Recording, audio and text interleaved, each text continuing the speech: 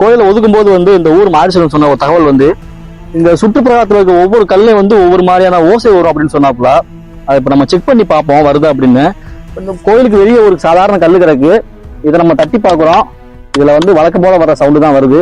அதே சுற்றுப்புறத்துல இருக்க கல்லை தட்டி பார்ப்போம். கேக்குதுங்களா? ஒரு வெண்கல ஓசை வந்து இதுல வருதுங்க. ஒரு மணி அடித்தா என்ன ஓசை வருமோ அந்த ஓசை வருது.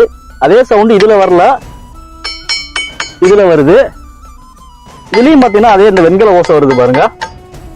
இதுல நல்லா கேட்க முடியும் உங்களால. இதுல வர்ற ஓசை வந்து இதுல வரல. என்ன டெக்னாலஜி பயன்படுத்தி கட்டினாங்க அப்படிங்கறதெல்லாம் வந்து பெரிய வியப்பா இருக்குங்க. நல்லா உனக்கு கேட்க முடியுது. நீங்க நேரில் வந்தீங்கன்னா தட்டி கூட பாருங்க. ஒரு மணி அடிச்சா என்ன சவுண்டு வருமோ அந்த சவுண்டு கிளியரா கேட்க முடியுது.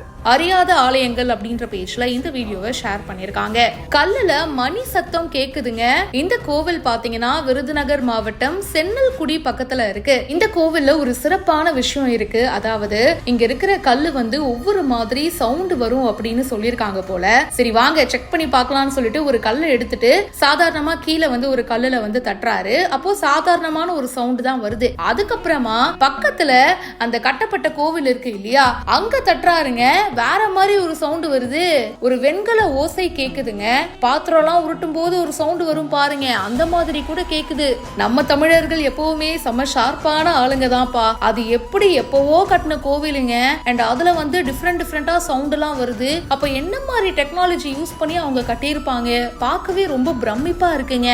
இந்த வீடியோ இப்போ சோஷியல் மீடியால வைரலா போயிட்டு இருக்கு. இதை பத்தி உங்களுடைய கருத்துக்களை ஷேர் பண்ணுங்க. மேலும் பல இன்ட்ரெஸ்டிங்கான விஷயங்கள் பிஹைண்ட் இட்ஸ்லாம் வந்துட்டே இருக்கு. இப்பவே ஃபாலோ பண்ணுங்க.